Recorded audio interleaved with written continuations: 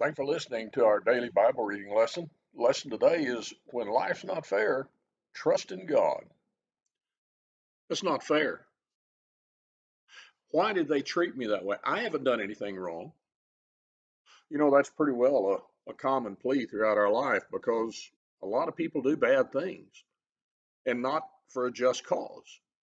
You find the psalmist, as we've read about him the last few days, he's faced such struggles in his life. He sought to do right. He saw the cause that motivated life, and thus he stood up against Goliath of Gath. He was caring about his brothers. He was caring about the army of Saul. He was caring about Saul. But now, as we've read the last couple of days, Saul is seeking to kill him. The armies are against him. He's having to run, to flee. It's a horrible situation in life, and it's not fair. So what do you do? Well, David, he gives us an example. First thing is, don't stop doing right. David continued on with a life he knew that was right, even though he was being treated unfairly. In Psalm 59, he talks about the fact that those who were evil, he calls them workers of iniquity and bloody men in Psalm 59 and verse 2. He says, they lie in wait for my soul, the mighty are gathered against me. And he says, not for my transgression nor for my sin, O Lord. But he's going on. Now, how does he do that? I mean, that's what we need to know.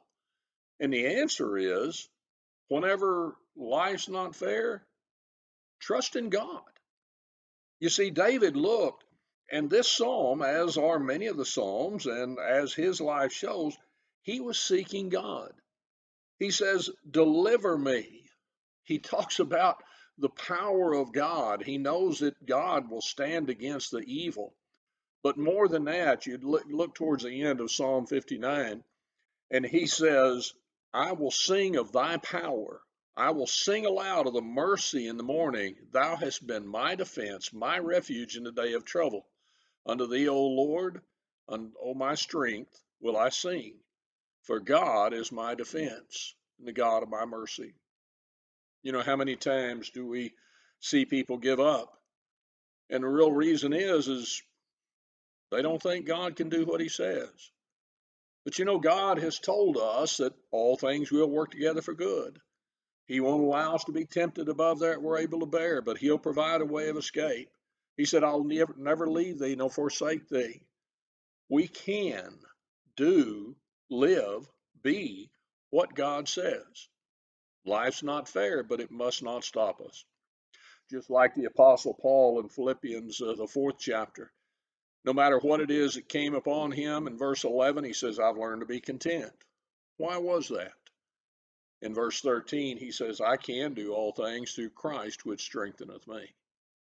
He knew, as David knew, and hopefully we know, when life isn't fair, trust in God. And if we do that, we'll have a great day, won't we? Thank you for listening.